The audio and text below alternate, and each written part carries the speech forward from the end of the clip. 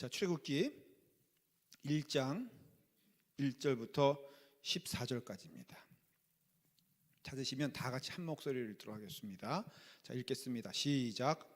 야곱이 함께 각각 자기 가족을 데리고 애굽에 이른 이스라엘 아들의 이름은 이러하니라. 르우벤과 시므온과 레위와 유다와 이사갈과 스불론과 베냐민과 단과 납달리와 갓과 아세리요. 야곱의 허리에서 나온 사람이 모두 70이요 요셉은 애굽에 있었더라. 요셉과 그의 모든 형제와 그 시대의 사람은 다 죽었고 이스라엘 자손은 생육하고 불어나 번성하고 매우 강하여 온 땅에 가득하게 되었더라. 요셉을 알지 못하는 새 왕이 일어나 애굽을 다스리더니 그가 그 백성에게 이르되 이 백성 이스라엘 자손이 우리보다 많고 강하도다. 자, 우리가 그들에게 대하여 지혜롭게 하자. 두렵건대 그들이 더 많이 되면 전쟁이 일어날 때 우리 대적과 합하여 우리와 싸우고 이 땅에서 나갈까 하노라 하고 감독들을 그들 위에 세우고 그들에게 무거운 짐을 지어 괴롭게 하여 그들에게 바로를 위하여 국고성 비듬과 라암셋을 건축하게 하니라. 그러나 학대를 받을수록 더욱 번성하여 퍼져나가니 애굽 사람이 이스라엘 자손으로 말미암아 근심하여 이스라엘 자손에게 일을 엄하게 시켜 어려운 노동으로 그들의 생활을 괴롭게 하니 곧 흙 이기기와 벽돌 굽기와 농사의 여러 가지 일이라 그 시키는 일이 모두 엄하였더라. 아멘. 야, 보니까 퀴즈 한번 낼까요? 야곱의 자녀가 몇 명이었을까? 야곱의 자녀가 야곱의 12명이었죠. 딸까지 13. 딸의 이름이 뭐예요? 정문유 권사님이 진짜 똑똑하신 분이에요. 모르는 것 빼놓고는 다 알아. 남편 이름은? 몰라. 12명이에요. 맞아요, 틀려요? 자, 보면은 상식마귀 학기 5절 보면은 시작. 야곱의 허리에서 나온 사람이 모두 70이라 그랬죠. 이게 뭘 뜻하는 줄 아세요? 허리에서 나온다. 네? 창자에서 나온다고요? 남자의 그 그러니까 생존 능력은 허리에 있다는 거예요. 뭐 제사하기 전에 제가 생식적으로 설명하지 않을게요. 근데 무조건 그렇게 믿으세요. 그냥 허리에 있는데 70이란 말은 12자녀 말고 또 태어난 거니까는 야곱이 대단한 사람이에요. 그러니까 야곱의 직접적인 자녀가 70명이었다라는 것을 아시죠. 성경에는 여러분이 생각하는 것처럼 다 기록한 게 아니에요. 그러니까는 야곱은 실제적으로 70명의 자녀가 있었다는 걸 말하고, 그러니까는 그 이스라엘 사람들, 특별히 야곱 같은 사람들이 그 정도면은 생존 본능과 생존 능력이 뛰어나다 안 뛰어나다? 뛰어나다는 것을 말하는 거예요. 그러니까는 애굽 사람들이 자녀 한 6 낳을 때, 그 당시에 많이 낳겠죠. 이 이스라엘 사람들은 몇 명 낳는 거예요? 한 70명 낳아 제끼니 이게 100년 지나고 200년 지나면은 감당하기 쌓는 이게 안 되는 거예요. 숫자적으로. 실제적으로 여러분들 이스라엘 사람들 아이 많이 낳죠. 그거 알고 계세요? 아이 많이 납니다. 그래서 그 이스라엘 사람들이 그렇게 애를 많이 낳았다 하는 것이에요. 창세기는 정말 말 그대로 그 창조, 시작에 대한 말씀이에요. 근데 출애굽기는 뭐에 대한 말씀이냐면요, 이 말씀이 출애굽기는 구원에 대한 말씀이죠. 그래서 성경에서 신약에 보면은 그 구원에 대한 상징을 얘기할 때 어딜 제일 많이 인용하냐면은 출애굽을 많이 인용을 합니다. 출애굽을 많이 이용을 해요. 그래서 이 출애굽기는 바로 뭘 말하냐면은 하나님의 온전하신 구원 사역을 말해주고 있는 것이에요. 그러니까 하나님의 손길이 가장 강력하게 드러나는 성경이 출애굽기란 말이죠. 하나님께서 이끌어 주시는 가장 강력한 증거가 나타나는 것이 출애굽기예요. 그래서 이 모든 성경의 말씀이 진리라고 했을 때 출애굽기를 우리가 접하게 되면 어떤 믿음을 가져야 되냐면요, 하나님이 우리를 이끌어 주신다. 은혜로 우리를 인도하신다. 하나님의 택한 백성 자녀들은 반드시 하나님께서는 끝까지 하나님이 이끌어 주신다라는 것을 보여주는 것이 출애굽기인 것을 알 수가 있어요. 이 출애굽기에서는요, 네 가지 모형이 나타납니다. 네 가지 모형이 나타나는데 그 네 가지가 뭐냐면은 첫째는 애굽이에요. 애굽. 애굽이라는 모형이 있고요. 두 번째는 뭐가 있냐면은 바로 왕이 있죠. 세 번째는 어떤 모양이 있냐면요, 이스라엘 백성이 있어요. 그 다음에 네 번째는 모세가 나와요. 그래서 이 네 가지 모형이 바로 성경에는 출애굽을 통해서 증거하고 말해주고 있는 거예요. 애굽은 뭘 말하냐면은 세상을 말합니다. 그 다음에 바로 왕은 뭐라면 사탄, 마귀의 권세를 말하는 거예요. 그 다음에 이스라엘은 뭐예요? 하나님 은혜의 백성을 얘기하는 거죠. 그러니까는 여러분, 은혜라고 했을 때 기억해야 될 것은 은혜를 받는 거죠. 그걸 믿으셔야 돼요. 수동형이에요. 은혜는요 능동형이 없어요. 그래서 은혜는요 하나님으로부터 받는 거예요. 그리고 은혜를 받은 자예요. 그래서 은혜를 받은 자는 그렇기 때문에 은혜로 살아가는 거예요. 무슨 말인가 하면은, 우리 저기 준호가 있는데 말이에요. 준호가 있으면은 쟤는 사랑을 많이 받아요, 핍박을 많이 받아요? 예? 핍박을 받아요? 내가 물어볼게. 그러면은 뭐 공개적으로 물어본 게 이상할 수 있지만은 애들 두들겨 팬 적이 있어, 없어? 있어요? 에이, 괜히 물어봤다. 설마 우리 교인들은 훈육이면 훈육이지 자기 감정에 따라서 그러진 않겠지. 아멘 하세요, 빨리. 네, 그렇죠? 그러니까 아이들이 은혜를 많이 받고 자라면은 그 아이는 은혜로운 자가 돼요. 그래서 자녀를 어떻게 키우냐 했을 때 사실 여러분 인정해야 될 거는요, 자꾸 자녀 교육을 뭐 교회에서 해야 된다, 학교에서 해야 된다 그러는데 천만의 말씀. 제가 기독교 교육 전공자거든요. 자녀 교육의 90%는요 가정에서 이루어져요. 사실은 이거 여러분들 그 변명할 수가 없어요. 그러니까 자녀가 어떻게 형성되냐 했을 때 솔직히 선생님이 그 아이를 형성시키냐, 교회에서 뭐 교육을 정경을 좀 가르쳐 가지고 그 아이가 형성되냐면은 천만의 말씀. 가정에서 어떻게 그 아이를 교육시키고 훈련시키냐에 따라서 그 아이는 결정이 돼요. 그런데 자꾸 우리는 누구 핑계 대죠? 선생님 핑계 대죠. 교회 핑계 대죠. 그거 아니에요, 사실은. 그러니까는 결국은 은혜를 많이 받은 자는 은혜로운 자가 되는 거예요. 그러니까 여러분들이 은혜를 많이 받았다고 믿고 하나님의 은혜의 장중 안에 있으면은 여러분 스스로가 은혜의 사람이 된다는 거예요. 네. 그래서 이 이스라엘 백성들은 바로 하나님의 은혜를 많이 받은 자들이고요. 그 다음에 모세는 뭘 말하냐면 예수 그리스도의 모형이 되는 거예요. 인도하고 이끌어주고 그래서 가나안 땅까지 인도하게 하시는 분, 그 여정을 천국까지 이끌게 하시는 분, 이게 모세의 모형, 예수님의 모형이 된 거죠. 그래서 이 출애굽에서는요 이 네 가지 모형이 다 등장을 해요. 근데 보십시오, 이스라엘 백성들은 어디서 나온 자들이에요? 그렇죠, 여기서 나온 자들이에요.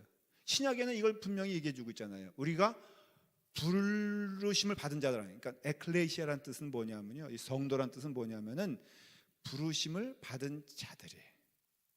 어디서 불렀느냐, 대체 어디에서 나왔느냐라고 했을 때 세상으로부터 부르심을 받은 거예요. 신약에는 영적으로 해석하는데 이 세상이란 것은요 다른 게 아니라 세상의 모습으로부터 그런 뜻이에요. 그러니까 지역적으로 세상을 말하는 것이 아니라 영적인 의미에서 세상이 있죠.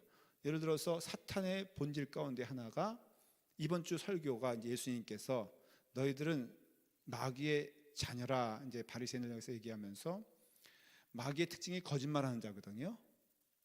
그러니까는 거짓말하는 자가 곧 사탄의 자녀인 거예요. 이와 같이 이 세상에서 부름받은 자로서 하나님의 성품으로 나아가는 자가 이스라엘 백성인데, 그러기 위해서는 뭐가 필요하냐? 이 하나님의 사람으로 변화되는 과정에 있어서 출애굽의 가장 큰 주제는 뭐냐면 고난이라는 것이에요. 시련이라는 거죠. 광야 생활이라는 것이에요. 그래서 믿음의 생활은 반드시 광야 생활을 통하여서 우리가 그 길을 걸어간다는, 사실 그렇죠. 그 데이트를 할 때 말이에요. 그러니까 남녀가 이렇게 데이트를 할 때 그런 얘기하잖아요. 꼭 몇 계절을 저기 해봐야 된다? 네? 4계절을 같이 있어봐야 되고 어려움을 봉착해봐야 된다는 것이에요. 그래야지 그 사람을 안다는 거죠. 그러니까 좋은 때만은 절대로 그 사람을 알지 못한다는 거예요. 인간성이 언제 드러납니까? 어려울 때 드러나잖아요. 그러니까는 어려운 것을 경험해 봐야지. 우리 이미 결혼했으니까 뭐 할 말은 없지만은 그렇잖아요, 그렇죠? 결혼 전에 다 봤을 때 마음에 들었죠? 마음에 안 들었어요? 안 들었어? 와이프는 이러고 있고 남편은 이러고 있는데 아니, 잠깐 물어본 게 내가 바보지. 그래서 이 광야가 왜 필요하냐면요, 이게 자기가 드러나는 과정이 필요한 거예요. 여러분, 좋은 때 불평한 사람 없습니다. 힘들 때 불평한단 말이죠. 그래서 이와 같이 이스라엘 백성이 애굽에서 나오게 될 때, 그때 우리는 사탄으로부터의, 마귀로부터의 구원을 받는 거죠. 근데 보십시오, 이것을 누가 합니까? 하나님이 하신단 말이죠. 여러분, 영적 싸움에 마귀와 누가 하나님께서 싸우잖아요. 우리가 싸우는 게 아니라고요. 마귀로부터 하나님이 우리를 건져내신단 말이죠. 그러니까 이 싸움은 이길 수밖에 없는 것이 누가 하는 것이다? 하나님이 하시기 때문에 그래요. 그래서 하나님의 백성들이, 이스라엘 사람들이 광야 생활을 통하여서 그들이 하나님의 구원 사역의 보탬이 되는 게 아니라 그 은혜 가운데 그들이 변하여 하나님의 백성이 되는 것이기 때문에 이 백성들은 할 말이 있다 없다? 없다는 것이에요.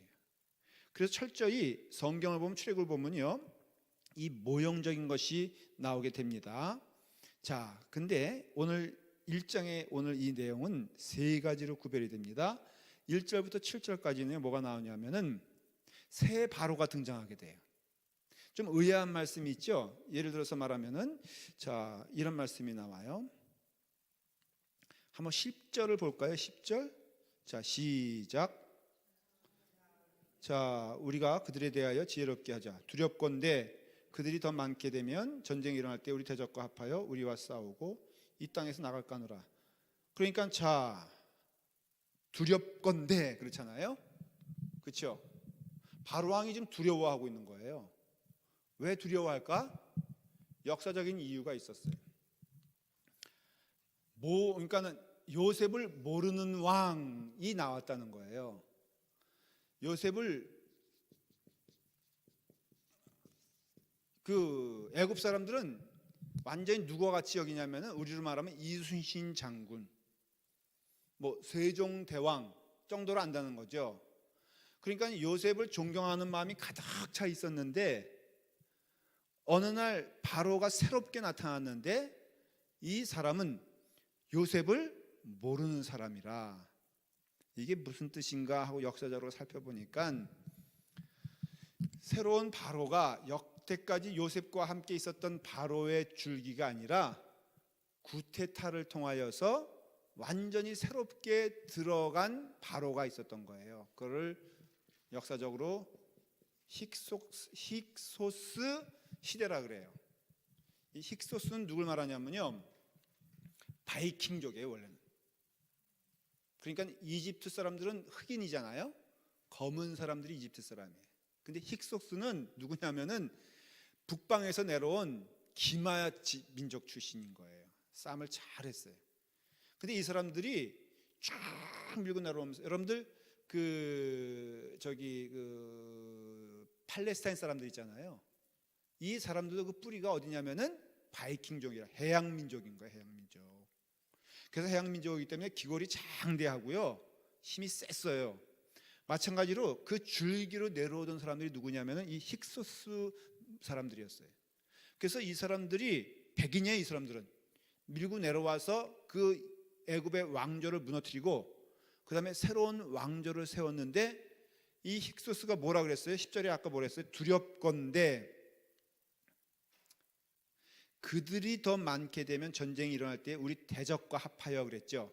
여러분, 여기서 말하는 우리 대적은 누굴 말하냐면요, 적군을 말하는 게 아니에요. 당연히 여기 왕조만 바뀐 거예요. 밑에 있는 사람들은 다 오리지널 누구예요? 애굽 사람들이란 말이죠. 이집트 사람들. 그러니까는 그 이집트 사람들이 이스라엘 사람들, 유대인들, 히브리 사람들과 연합해 가지고 자기들을 공격하면 안 되잖아요. 그러니까 두려운 거예요. 이 힉소스 이 왕가는 언제든지 뒤집어질 수 있다고 생각하기 때문에 두려운 상태를 얘기하는 거죠. 그러니까 이와 같은 것들이 그 1절부터 7절 이후에 쭉 기록되어 있는 거예요. 그 다음에 12절, 15절부터는 읽질 않았어요. 어떤 내용이 나냐면은, 그러니까 이제부터 이스라엘 아이들이 태어나게 되면은 다 어떻게 되라? 남자가 태어나면 다 죽이고 여자가 태어나면은 그냥 살려라 하고 명령을 내렸는데, 거기 누가 나오냐면은 산파가 나온단 말이죠. 산파는 뭐예요? 아이를 그러니까 이렇게 받아주는 사람이에요. 산부인과 의사라고 할 수 있죠. 그게 시브라와 부하라는 산파가 대표적으로 나오게 되는데, 이 사람들이 뭐라고 변명하냐면은 우리가 가기 전에 너무 이스라엘 여자들이 힘이 세가지고 가기 전에 애들을 다 낳게 됐더라. 그래서 도저히 우리가 갔을 때 이미 그 아이들을 어떻게 할 수가 없었다. 그러면은 오케이, 남자가 나거든 다 어디에 버려라? 하수에 버려서 죽여버려라 라는 명령이 나오게 됩니다. 근데 여기서 핵심적인 말씀은요, 1장 12절 말씀이에요. 12절에 뭐라고 되어 있습니까? 자, 한번 읽겠습니다. 시작. 그러나 학대를 받을수록 더욱 번성하여 퍼져나가니 애굽 사람이 이스라엘 자손으로 말미암아 근심하게 되었다는 것이에요. 이게 핵심 말씀이에요. 여러분, 하나님의 약속된 사람들, 하나님의 백성들은요, 어려움을 만나고 근심을 만날수록, 시련을 만날수록 실패하거나 아니면 쓰러지는 것이 아니라 더 어떻게 된다? 더 번성하게 돼 있다는 것이에요. 이거는요, 하나님의 약속의 말씀이에요. 뱀의 후손과 여자의 후손이 있잖아요. 그 여자의 후손은 바로 하나님의 백성들을 말하고요, 뱀의 후손은 세상의 백성들을 말하는 거예요. 근데 이 둘은 마지막 때까지, 이 출애굽 시대뿐 아니라 지금까지도 존재하지 않는다. 존재한다는 겁니다. 그리고 출애굽 시대에 이렇게 싸웠던 것처럼 우리 시대에도 이 뱀의 후손과 여자의 후손은 싸울 수밖에 없다는 것이, 믿음 생활은 그런 의미에서는 싸움인 거예요. 그래서 싸우게 되는데 반드시 누가 이긴다? 여자의 후손이 이긴다는 거예요. 왜냐하면 하나님께서 개입하시고 하나님께서 이끄시기 때문에, 하나님이 이끄시면요, 이 저주조차도 축복으로 바뀌니, 하나님께서 역사하시면은 반드시 그것은 하나님께서 인도하시는 대로 저주에서 축복으로. 그래서 이스라엘 사람들이 이게 출애굽하면서도 그 선지자, 거짓 선지자죠, 발람을 통해서 이스라엘 백성들을 저주하라고 했을 때 그 발람에서 입에서 나온 것은 뭡니까? 하나님의 축복의 말씀이잖아요. 그러니까 이와 같이 참으로 어렵고 힘들다 할지라도 하나님이 개입하시고 인도하시면은 오히려 하나님의 은혜가 풍성하다는 거예요. 자, 보십시오. 출애굽은 결국은 어떤 역사가 일어나면은 하나님의 10가지 재앙이 일어난단 말이죠. 근데 10가지 재앙은 어느 때 일어나게 되냐면요, 고난 받을 때 일어난다는 거예요. 시련 만날 때 일어난다는 것이에요. 그래서 오히려 하나님의 역사는요, 고난과 시련 가운데 임하는 것임을 알 수가 있어요.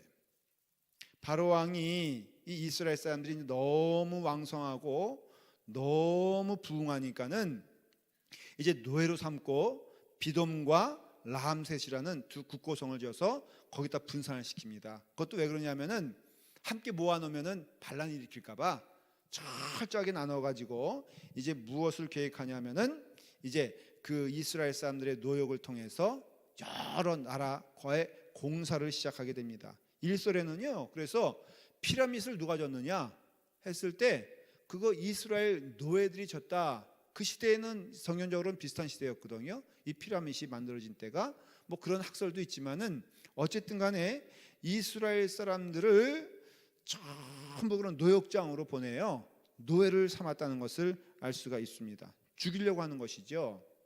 근데 그런 가운데 그 죽이려고 했던 그 하수에서 그 강에서 누가 태어나게 됩니까? 모세가 나오게 됩니다. 그러니까는 죽이려고 하는 그 계획 가운데 하나님께서 역사하신다는 영적인 뜻이 있는 거예요. 그러니까 이스라엘 사람들이 그 어떻게 보면 죽을 수밖에 없는 그 하수에서, 그래서 모세라는 이름 자체가 물에서 건전한 자다 그런 뜻이거든요. 근데 물에서 건전함을 받은 자인데 하나님께서는 이스라엘 백성을 죽이려고 했지만은 하나님께서는 과정을 통하여 도리어 구원자를 이렇게 세웁니다. 근데 재밌는 거 말씀드릴게요.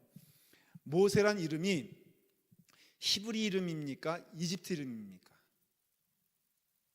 애굽 이름입니까? 아니면은 히브리 이름입니까? 애굽 이름이에요. 그래서 모세의 형제들은 다 모세예요. 그래서 사실은 모세를 죽이려고 했던 바로도 모세였어요. 이름이. 그 왕족의 이름 자체가 모세인 거예요. 놀라웠게도 물에서 건져냄을 받은 자들이 다 모세인 거예요. 그러니까 하나님께서는요, 놀라운 것은 그 사탄의 것을 통하여서도 역사하시는 것을 볼 수가 있어요. 하나님은 모세를 건져내셨어요. 그래서 개입을 하셔서 그 고난 가운데 하나님의 놀라우신 역사를 이렇게 세웠고, 그 다음에 또 어려운 가운데 하나님의 역사가 일어나는 것을 볼 수가 있어요. 한번 여러분 기독교 교회사를 통해서도 제가 좀 정리해 볼게요. 교회가 부흥하자마자 뭐가 뒤따르기 시작합니까? 핍박과 순교가 시작이 됩니다. 반드시 그렇습니다. 교회가 부흥하자마자 보십시오. 성령님께서 강림하셔서 교회가 생겨났잖아요. 근데 교회가 생겨났는데 그 교회가 성령의 능력으로 탄생됐을 때 쫙 경험되어진 것이 뭐냐면은 핍박과 순교인 걸 알 수 있어요. 그래서 스데반 집사님이 주의 말씀을 증거하다가 돌에 맞아 순교하고 교회가 어려움을 겪게 되죠. 근데 그 스데반이 순교한 후에 예루살렘 교회는 핍박을 당하여 풍지박산이 나는데 교회는 부흥합니까? 부흥하지 않습니까? 어떻게 부흥합니까? 빌립이요, 사마리아로 갑니다.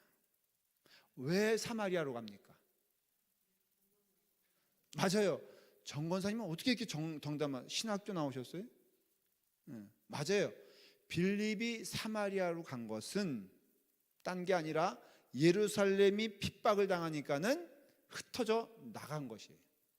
사탄이 예루살렘 교회를 망치로 뻥 하고 때리니까는 그 예루살렘에 있던 교회들의 파편들이 퍽 퍼져나가면서 사마리아로 간 거예요. 그래서 사마리아 교회가 빌립을 통하여서 탄생된 것은 예루살렘 교회의 핍박을 통했어요. 그 다음에 또 넘어서는 안디옥 교회가 엄청 부흥하게 되는데 그 안디옥 교회가 부흥하게 된 것도 사실은 무엇 때문이냐? 예루살렘 교회가 핍박을 당했기 때문에 안디옥 교회가 부흥하게 된 것이고, 그 안디옥 교회를 통하여서 소아시아의 모든 교회들이 시작을 하게 돼서 에베소 교회가 되고 갈라디아 교회가 되고 그 다음에 뭐 빌립보 교회가 되고 결국은 고린도 교회가 되고, 이런 것들이 다 무엇을 통해서 이루어지게 되냐면은 핍박과 고난이 임하여 그게 임하게 된다 이거예요. 여러분, 그러니까 믿음의 삶을 통하여서 어떤 분들은 이렇게 질문해요. 아, 목사님, 은혜가 넘치면요, 넘치는 거지, 왜 은혜가 넘칠 때 우리 가운데 이렇게 어려움을 만나게 됩니까? 여러분, 우리 교회만 하더라도요, 은혜가 넘칠 때 고난이 넘치는 거예요. 잘 기억하십시오. 여러분, 시험은 언제 드는지 아세요? 자, 부흥의 전에 시험 들까? 부흥의 후에 시험 들까? 아니, 비유가 잘못됐다. 그냥 트레스티아스로 하십시다. LTD로. LTD 가기 전에 시험 들어요? LTD 갔다 온 다음에 시험 들어요? 박하정 원사님 갔다 오셨잖아요. 그렇죠? 어느 때 시험 들었어요? 갔다 와서 시험 들었죠. 그 나중에 간증 한번 해주세요. 네, 그렇죠? 이성호 권사님도 갔다 온 다음에 이성원 장로님이 말썽을 피잖아요. 비유가 잘못됐어요, 장로님? 반응이 별로 안 좋은데. 갔다 오기 전이 아니라 갔다 온 다음에 은혜가 넘칠 때 시험이 들어요. 그 왜 그럴까? 가만히 보면은 성령의 법칙에, 그게 은혜의 법칙이라는 거예요. 그래서 여러분들, 은혜가 우리에게 임하게 되었을 때 고난도 우리 가운데 임하게 되고, 오히려 그 고난 받을 때에 감사해야 되는 이유는 바로 여러분 보십시오. 고난이 내게 유익이라 이로 인하여 내가 주의 율례를 배우게 되었나이다. 사도 바울이 고백하잖아요. 그러니까는 고난이 내게 임하게 되었을 때 오히려 감사해야 될 것은 그로 인하여 내가 주의 율례를 배우게 되었나이다. 그러니까는 교회가 핍박을 받으면요, 하나님께 더 나아가서 기도한다는 것이죠. 여러분, 종교개혁도요 핍박 없이 이루어진 게 아니에요.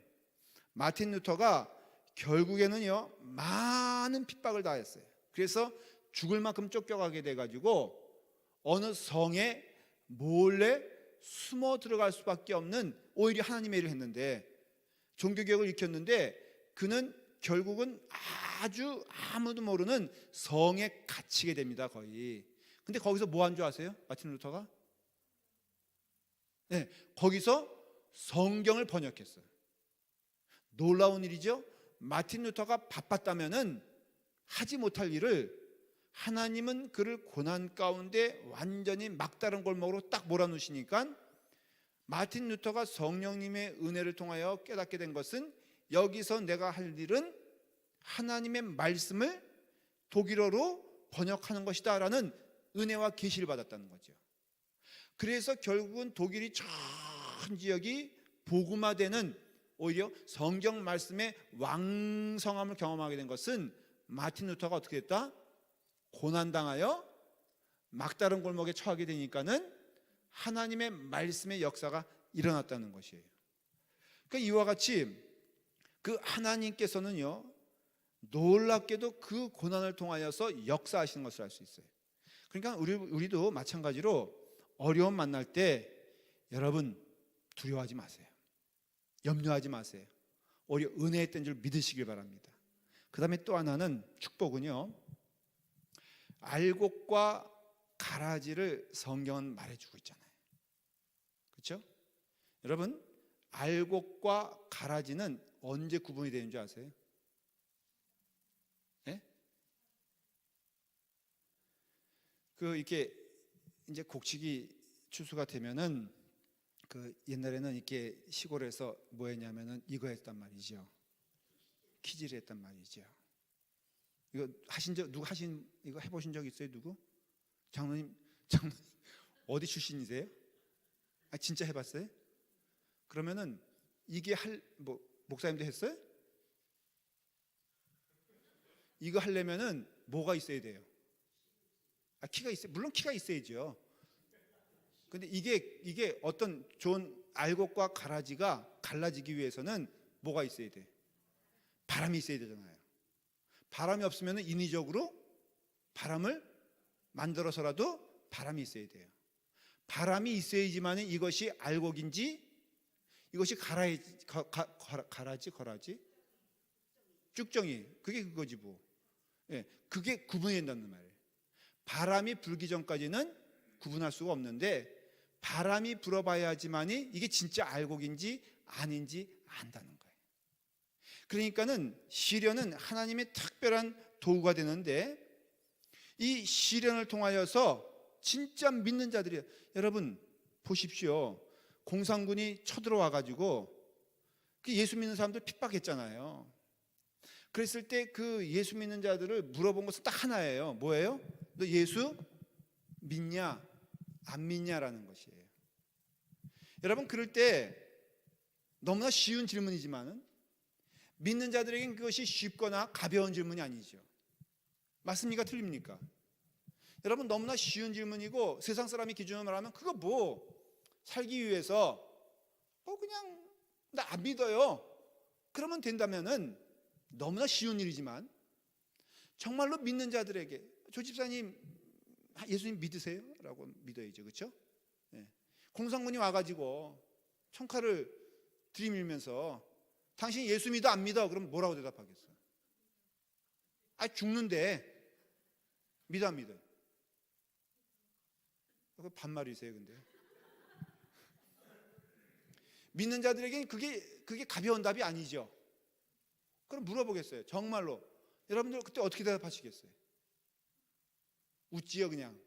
이런 사람들이 갈아질 가능성이 많이 있는 거예요. 그러니까는 결국은 이 하나님께서 역사하시는 방법 중에 하나가 시련이 오게 되었을 때 이게 알곡과 가라지가 갈라지게 되어 있다. 그래서 교회 안에서도요, 하나님께서 흔드시는 이유가 있어요. 사실은 여러분, 광풍이 오는 것을 두려워하지 마세요. 그 가운데 반드시 알곡과 가라지는 갈라지게 되었는데 이건 하나님의 섭리요 역사야. 그러니까 여기서 갈라지는 것도 두려워할 것도 없어요. 여러분, 사꾼 목자도 어느 때 드러나게 되냐면은 그 악한 사자가 오게 되었을 때 그 목자가 사꾼인지 아닌지 드러나게 되지, 좋은 때는요 그 사꾼이 진짜인지 아닌지, 양을 두고 도망갈 자인지 아닌지가 판명되지가 않는단 말이에요. 그러니까는 어려움이 오게 되었을 때 결국은 그 정체가 드러나기 때문에 믿음의 판별은, 믿음의 구분은 시련을 통해서 나온다 이거예요. 그러니까 결국 우리가 믿는 자라고 한다면요, 이 시련은 오히려 기억해야 될 것은 은혜의 특별한 뭐라고요? 과정이라고 믿고, 그리고 그런 과정 가운데 하나님이 역사하신다라는 것을 믿으라는 것이에요. 근데 이것이요, 여러분들 역사적으로뿐 아니라 우리 개인의 삶을 통하여서도 똑같이 드러나는 것을 볼 수가 있어요. 한번 디모데 후서 3장 12절이에요. 이 말씀 한번 읽어볼게요. 디모데 후서는 히브리서 전에 있어요. 그러니까는 바울 서신은 늘 얘기하잖아요. 히브리서를 중심으로 바울의 쓴 거, 디모데 전후서, 갈라디아서, 고린도 전후서, 로마서 이런 것들은 히브리서 앞에 있고요. 나머지 유다서, 베드로 전서, 요한 1서, 2서, 3서, 요한계시록 이것은 다 히브리서 뒤에 있어요. 그러니까는 그렇게 찾으시면 돼요. 다 같이 함께 읽을까요? 디모데후서 3장 12절이에요. 시작. 무릇 그리스도 예수 안에서 경건하게 살고자 하는 자는 박해를 받으리라. 무릇 뭐라고요? 그리스도 예수 안에서 경건하게 살고자 하는 자는 축복을 받으리라. 은혜를 받으리라. 그리고 환영을 받으리라 하지 아니하고, 오히려 주의 은혜 안에서 경건하게 살고자 하는 자는 핍박을 받으리라 그랬어요. 여러분, 저를 보십시오. 한번 깨달아야 할 것은 우리가 언제 시험에 드냐면요, 놀라운 것은 주의 일을 할 때 시험에 들어요. 시험 들지 않으려면 어떻게 하면 돼요? 일을 안 하면 돼. 반드시 이거는 법칙이에요. 법칙이란 것은 100% 그렇다는 것이. 여러분들은 주의 일을 할 때 먼저 이겨야 되고 경험되어져야 될 것이 뭐냐면은 시험이에요. 여러분들 일을 하면은 후회스럽죠. 솔직히 우리 보십시다. 여기 오늘 내일 준비하는데 장로님 준비하면서 정말 기뻤어요. 시험에 들었었어요. 현재까지 어떻다고요? 기쁘다고. 현재까지. 내일은 어떻게 될지 몰라요. 제가 보기엔 시험 들었을 것 같은데. 자, 이제 조금 캐내면은 이제 나옵니다. 조금 시험에 들었죠.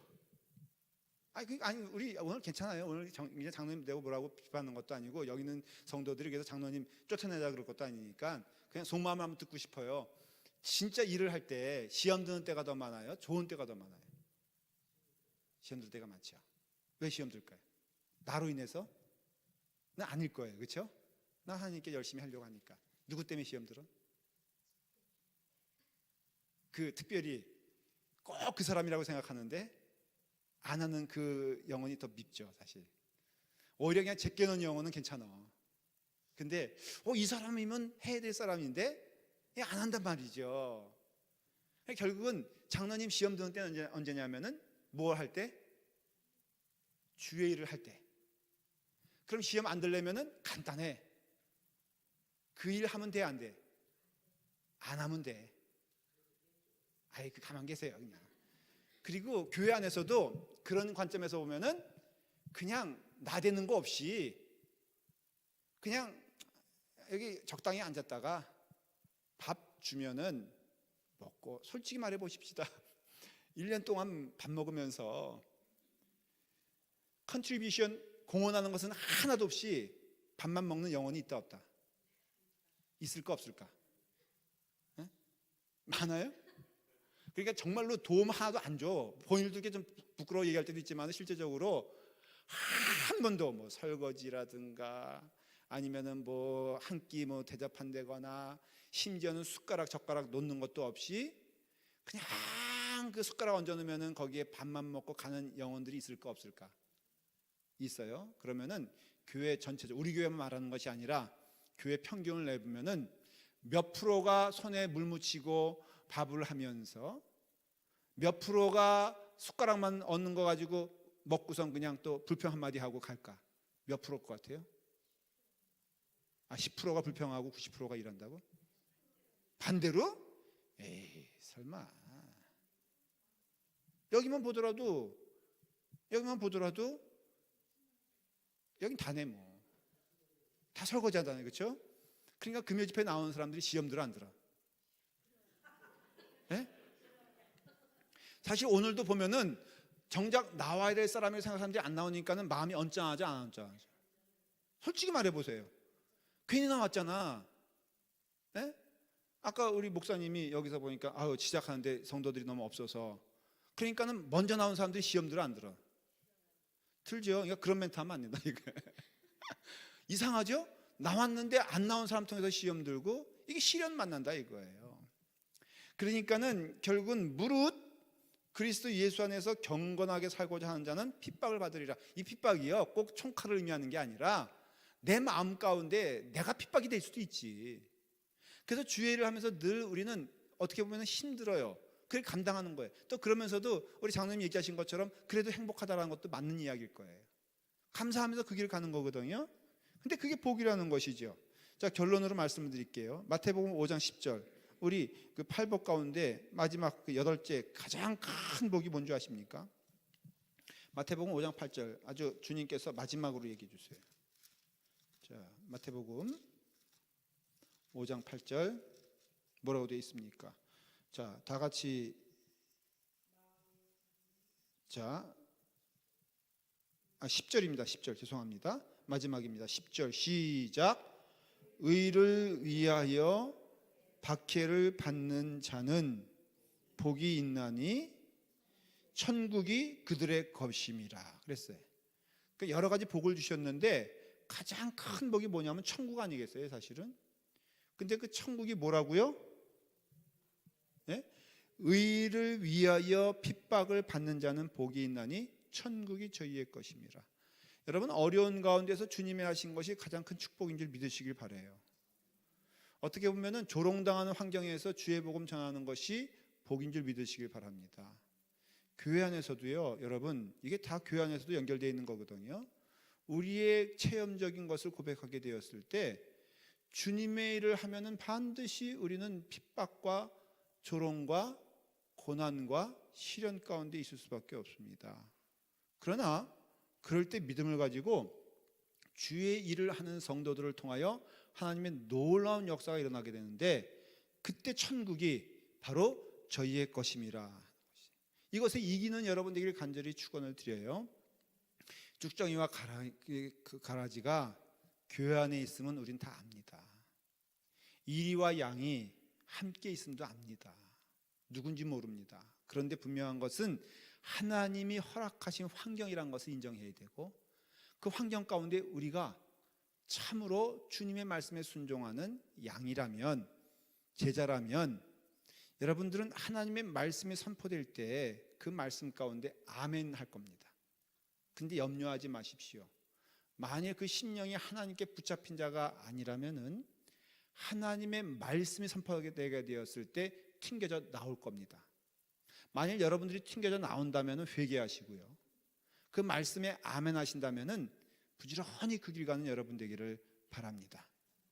출애굽은 고난이었지만 고난을 통해서 하나님께서 역사하여 그들을 연단케 하여 하나님의 백성 만들어 주신 것처럼 우리의 신앙의 생활도 똑같이 우리를 출애굽으로 인도하시는 그 이유는 우리를 복받게 하심이니, 여러분들이 고난 만나거든 오히려 감사하고 그 가운데 하나님의 영광이 증거되어 수 있도록 여러분들을 도구로 사용하는 여러분 되길 바랍니다. 오늘 기도할 때 함께 그런 은혜에 넘치는 기도가 있길 바랍니다.